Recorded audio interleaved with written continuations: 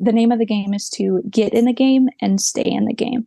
And if you push too hard, too fast, staying in the game becomes a real challenge. Hey, y'all, and welcome. You're listening to the Cowgirl Confessions podcast. I'm your host, Dakota Dawn Johnson, small-town cowgirl with Southern roots, blazing a trail as a Midwest ranch wife, mama, and businesswoman. The mission of Cowgirl Confessions is to share the wonderfully wild and Western life stories of cowgirls from all walks of life. We'll talk about the highs, the lows, and everything in between when it comes to navigating careers, cowboys, kids, and cattle.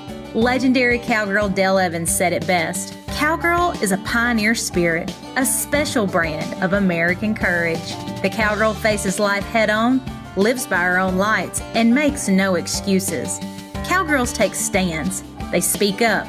They defend the things they hold dear. A cowgirl might be a rancher, a barrel racer, a bull rider, or an actress. But she's just as likely to be a checker at the local Winn-Dixie, a full-time mother, a banker, an attorney, or an astronaut.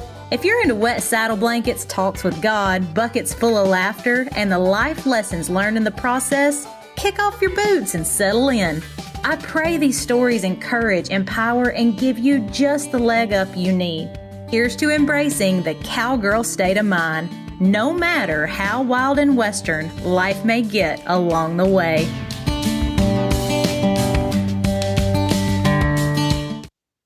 Hi there, friend, and welcome to another episode of the Cowgirl Confessions podcast. I'm thrilled that you've chosen to spend your time with me and our incredible guest today. Today we have a cowgirl and an author, Sequoyah Branham, who calls West Texas home. And to ask her, what's your profession? And I loved her answer. She's an author chasing dreams and a paycheck from working in the ag industry, specifically with cattle. She also has a love for ranch sorting. So Sequoyah, I cannot wait to see where this conversation takes us today and just learn more about the process and you becoming an author. And you have a new book out. So we have no shortage of things to talk about today. Welcome to the show. Thank you for having me. I'm so excited to get to visit with you.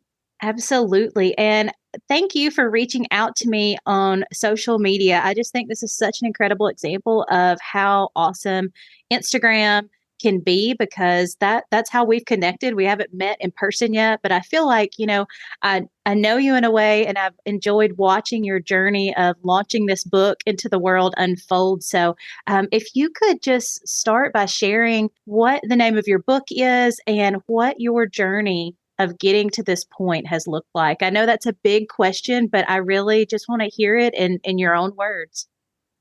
Yes. So my book, just released in October, is In the Company of Cows. It's a Western contemporary novella that focuses on themes of appreciating and reconnecting with family and important people in your life, and also facing anxiety, specifically social anxiety, especially as Western women on the ranch. I think that theme of facing social anxiety has definitely been an ongoing thing in my journey to get to this point. I keep looking back and I'm like, who would have thought that me, out of anyone in my family, would be the one that is doing podcast interviews and all this kind of stuff? Like, just even 2 years ago, I would have said absolutely not. So there's definitely been a lot of personal growth there, but I've also had amazing coaches through the Author Conservatory. That is a college alternative program for novel writing and business. And so they've helped me develop my craft and just helped me have a lot of confidence in putting this book out, that it is a good product that I can be proud of putting in people's hands.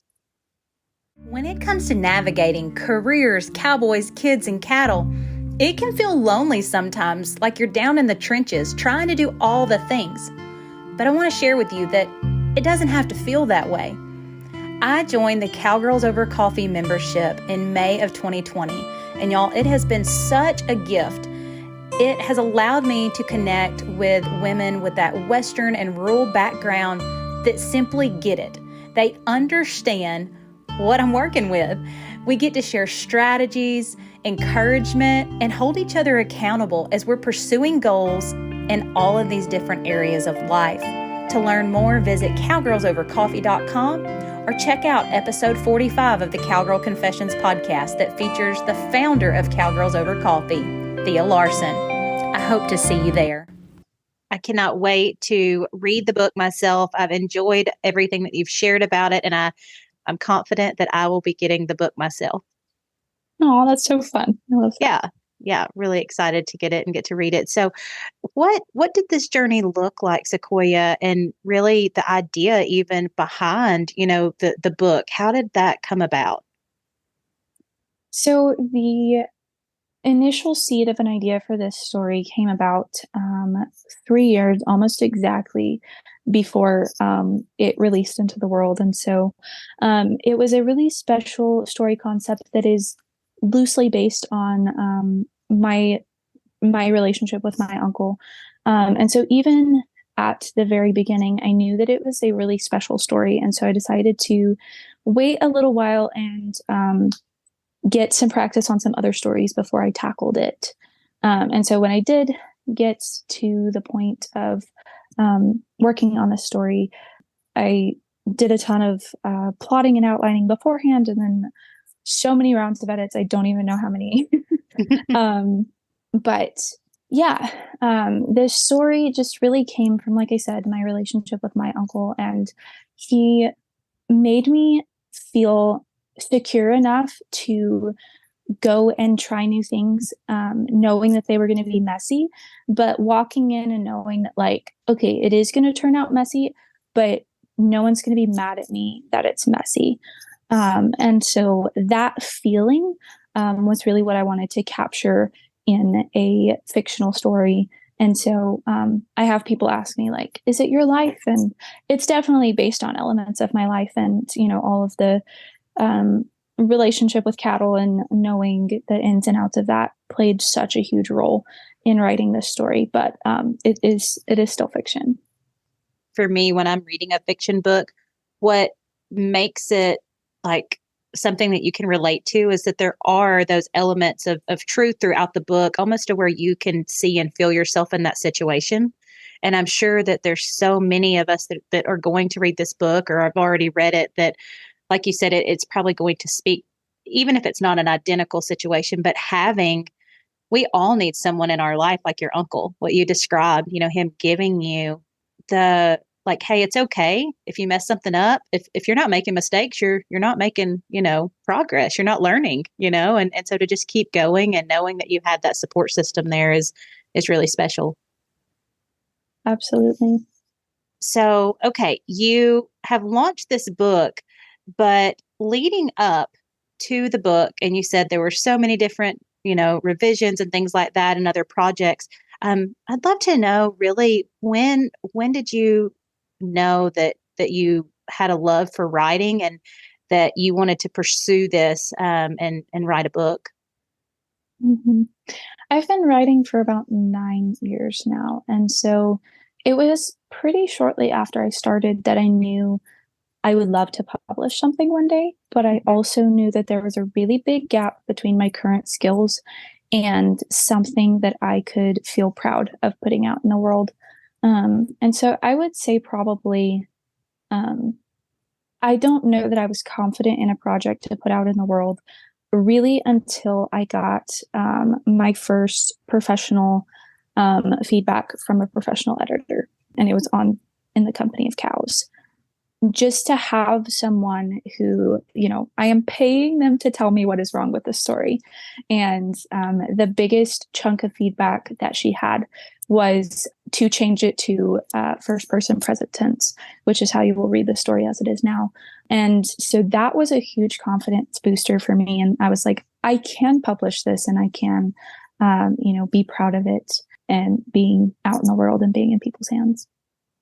I love how you said you paid someone to tell you what was wrong with it. And I think, as we all look to level up our skill sets or go after something that we're dreaming of doing, that's so valuable to hear you say it in those terms, because, getting that constructive criticism or feedback from people that are in your inner circle is so valuable. But when you literally decide, like, I'm going to pay somebody not just to tell me what's great, but like to tell me what's wrong so I can make this better.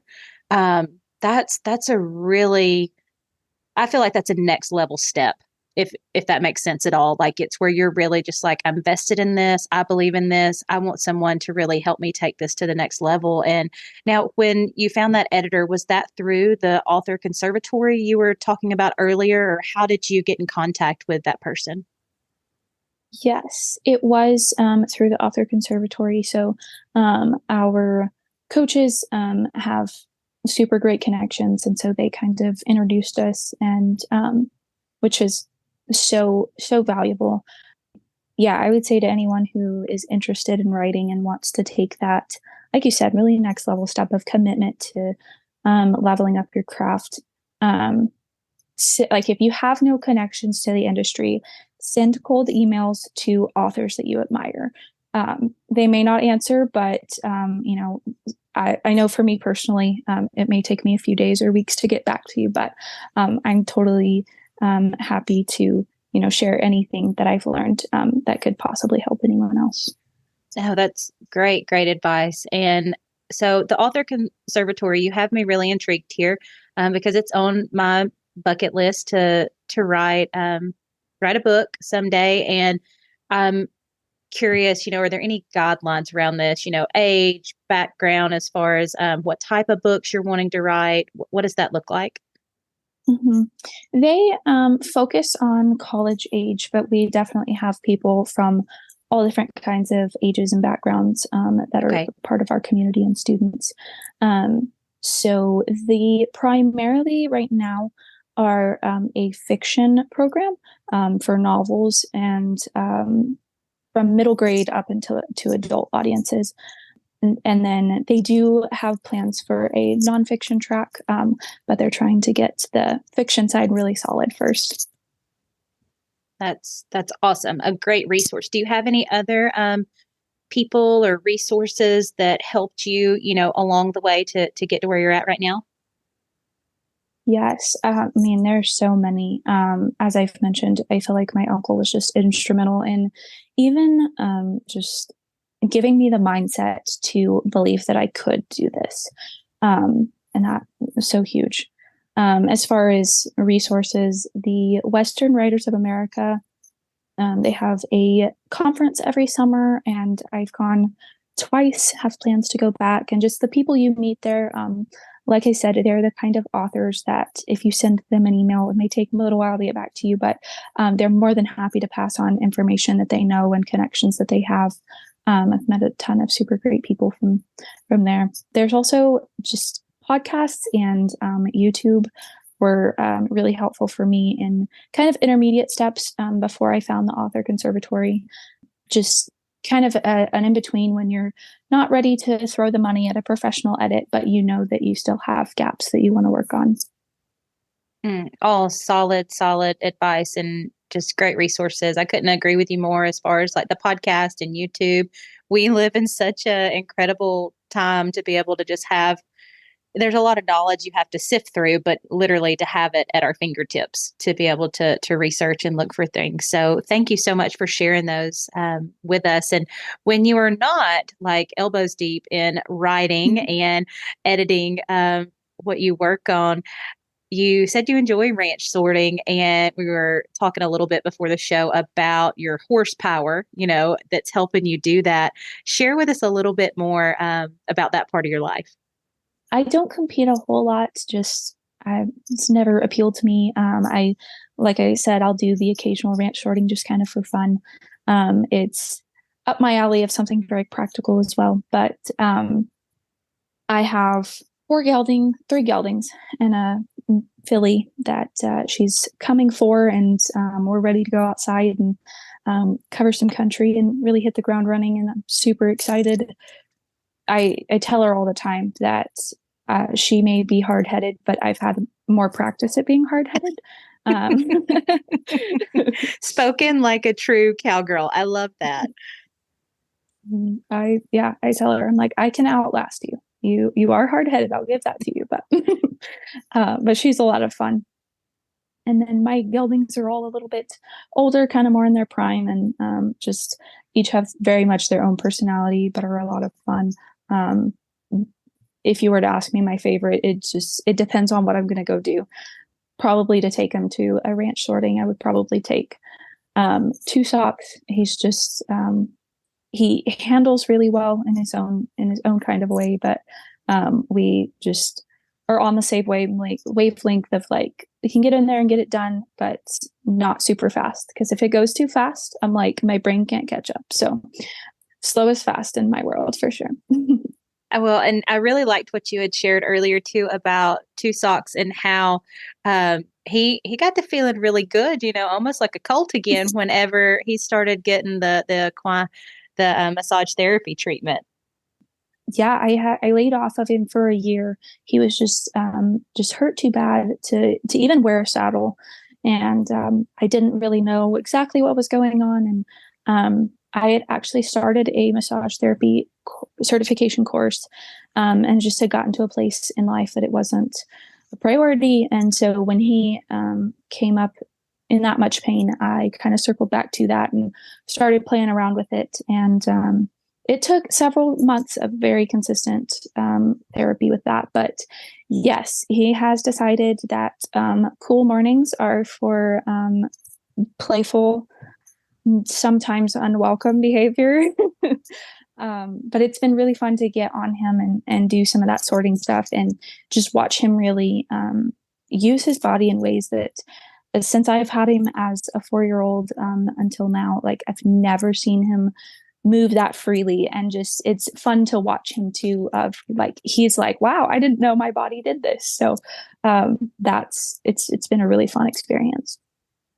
I'm sure he is super thankful that, you decided to crack back out with your equine massage therapy skills. And, with you sharing that, Sequoyah, I'm wondering, what is your best practice in really gaining the self-confidence that you need to pursue whatever it is, whether it was starting back with equine massage therapy or bringing this book to the finish line, or just, helping out on the ranch? What is that best practice or best practices that you use? I'm a very practical person. So creating a plan, and especially a plan to have someone that is very proficient to come and follow up so that you can get confirmation of what you did right and what still needs to be worked on. That's really reassuring to me. And that was a huge thing as far as bringing this book to publication was, and a huge reason of why, like, I can sit here and tell you I'm proud of it and be like, yes, absolutely, you should read the book, is because of those editors and those professionals that, they said, tweak this one thing and you're good to go. And so I knew I don't just think it's good because I've sat here and looked at it for the last 3 months, but someone else that really knows what they're doing believes that it is good too. So just creating that plan to me is really, satisfies that practical side of my brain, but also just mentally doing it scared and giving yourself permission for it to be messy and just having the mindset of, I don't have it figured out. I'm not going to have it figured out. But I can do my best, and that is good enough, because by doing my best, then I've put everything that I can. And then I also will learn, oh, that part was really messy. And this is how I can do it better next time. I can hear the confidence in your delivery as you say that. And it just kind of gives me, goosebumps, because it's really what this podcast is all about. That to me, that figure it out mentality is also goes hand in hand with the cowgirl state of mind. And you absolutely have that. And you've mentioned a couple of times about how, it's just going through the mess, to get to where you're at, even if it's just messy action. And so what were some of your biggest challenges in bringing this book to publication? I would say the challenges really felt challenging. I know there were ones that I had to face before, but when I got to the part of the actual launch, I knew the book itself. I was confident in that, but when it got to the launch, I'd never done that before. And while I had really great people to point me in the right direction, it still was just like, I can't practice this before the whole world gets to see it. Like it is on display as we're learning. Yes. It was mainly just confidence issues and just building. And I feel like, I still struggle with that. And so I don't know that that's a place you ever arrive out of like, oh, I don't struggle with that anymore. But just to get, I would, daily as I planned of, okay, what's my, big launch day post going to say, or how am I going to call people to actually buy the book and that kind of stuff. And as I've said, like, I am very proud of it and I am happy to tell people to go read it. But that was not immediate off the bat. As launch was happening, it was in the build up to launch day. It was like, I love the book and I think you will too, but also if you don't want to, no pressure.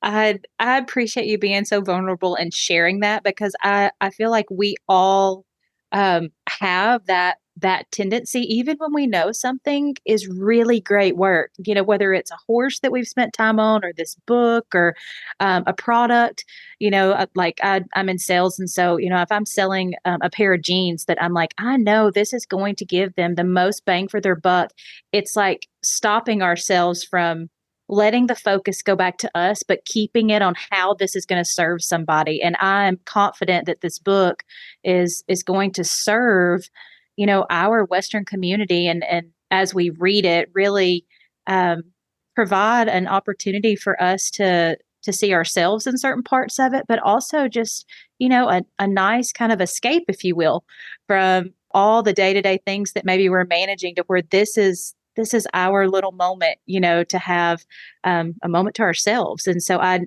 think your book is going to serve so many people in so many different ways, that's where that confidence comes in, right? To where we just don't say the end of that. We're like, no, you don't have to buy it. It's like, I know this is going to serve you and you're going to love it. And then we just stop. I love that you bring that up of knowing that it's going to serve them. That's a huge thing that the author conservatory has taught, and is a really big thing of, why I can step out and say, yes, you should read it. Just seeing like people have sent me messages or what they post, in reviews, different places. That is what I write for, right? Is just for people to say, watching Nora struggle with her anxiety, like, really showed me that just because I'm scared doing something doesn't mean that I'm weak. Like, actually, that's really strong and that's really brave. Man, that is the coolest thing. And I feel like every time somebody shares something like that, it gives me a new burst of motivation of like, that is why you need to send the email. That is why you need to make another post, because it's not about, money that I can put in my pocket, but really that this story can encourage someone and help them. Well, and just an outsider looking in, I've thought your launch has been great, and it's been it's felt very authentic and very approachable. And I've seen one of the gals that I saw, share about it even after I was already following you, was Rachel Millard, the Texas Ranch Mama on Instagram. And I was just like, these are my people, and if she loves it, I know I'm going to love it too. And I think that that says a lot about how you chose to launch the book. And while it probably has felt like your biggest challenge, it hasn't looked like a challenge as an outsider looking in. I hope that gives you a little pep in your step there. Absolutely. Yes. Yeah. To see Rachel's post, that was really cool, especially to, someone who I've followed and I so admire for just, her just so handy, while also putting the like grit and grace just hand in hand together. So yeah, to see people that I admire on a very, if there are things that are not authentic about the book, those are the kind of people that are going to call it out. And so to see them appreciate it is very cool. Absolutely. Now, what advice would you have for someone, Sequoyah, wanting to do what you are doing? And I say doing and not have done, because I feel like this is probably, just the beginning for you as an author. And so what advice would you have for them? Mhm. I do like that you said doing and not have done. Um, I would say for someone getting started, man, those professional edits and just is a huge game changer. And it gives you so much to, even after you have applied it to one book, when you're doing the draft of the next one, to refer back to that and make sure that the things that they pointed out, you're carrying over. But as far as the long haul, I would say patience and pace yourself, because as Brett Harris, one of the co-founders of the Author Conservatory, has said for so long, is the name of the game is to get in the game and stay in the game. And if you push too hard too fast, staying in the game becomes a real challenge. Mm, that's powerful. So good. I want to write that down. Really good. It's applicable regardless of what you're doing, whether it's writing books or starting cults or raising your babies, going after a gold buckle, that right there, that's the good stuff. So, well, Sequoyah, I have thoroughly enjoyed our time together today. And how can people stay connected with you, follow along with what's going on in the company of cows? Yes, the best place, kind of my hub, is my website, sequoiahbranham.com. You can sign up for my email list. Those are the people that get to know everything first before social media does. But I'm also active on Instagram, just at Sequoyah Branham. So perfect. And you know how we like to wrap things up here on the Cowgirl Confessions podcast, because you have been such a supporter of the podcast. And I look forward to knowing, Sequoyah, what does the Cowgirl state of mind mean to you? yes, just waking up every morning and putting your big girl pants on and doing something in that day, regardless of how you feel. That right there, that it's taking action, that I love that description. And thank you so much for sharing that with us. Thank you so much for having me and just letting me be a part of this really awesome community that you're creating. Oh, well, you know how to make a gal feel special, Sequoyah, and I am cheering and praying you on as you continue to go and do and write and just, serve people in our Western industry through the books that you write. So thank you again. And listeners, if you want this book, please look in the show notes, get you a copy, and make sure and reach out to Sequoyah. Let her know what you thought about it. Leave a review. It really, really makes a difference for all of us, whether it's the podcast or her book. We would love to get a review from you. Y'all have a blessed day. Thanks so much. Thank you for spending your time with me on the Cowgirl Confessions podcast. I'm so glad y'all stopped by. If you could take a moment to share this episode and tag us on social media, I'd be happier than a cowgirl in a sea of buy one, get one vintage turquoise. Subscribe to make sure you don't miss an episode. New episodes will be released bi-monthly. Please leave us a review if you feel so led by going to iTunes. Your feedback will really help us breed the idea of grabbing life by the horns with a cowgirl state of mind into women across the globe. Some that may have never even had the privilege to throw their leg over a horse, but could most certainly use the cowgirl state of mind while navigating life. Thanks again, y'all. Until next time, keep pursuing your dreams with that all go and no woe mentality. Remember, you're writing a story that's worth saddling up for, sister.